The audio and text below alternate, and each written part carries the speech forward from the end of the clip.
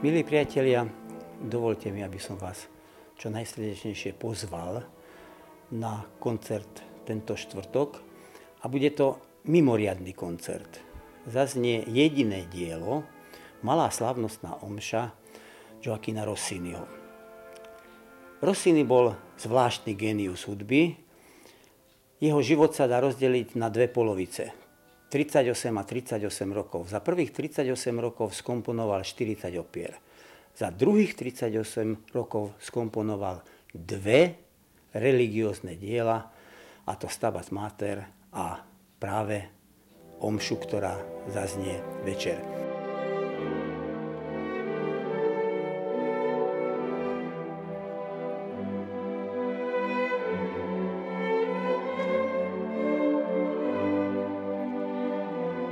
Táto omša má zvláštnosť. Rossini ju skomponoval pre dva klavíre, harmónium a 12 sólových spevákov. Neobyčajné v dejinách hudby. Neskôr sa rozhodol zinštrumentovať toto pôvabné dielo a tak zhruba 90-minútová omša zaznie v podaní solistov Zboru košických učiteľov a symfonického orchestra pod taktovkou Zbyňka Müllera.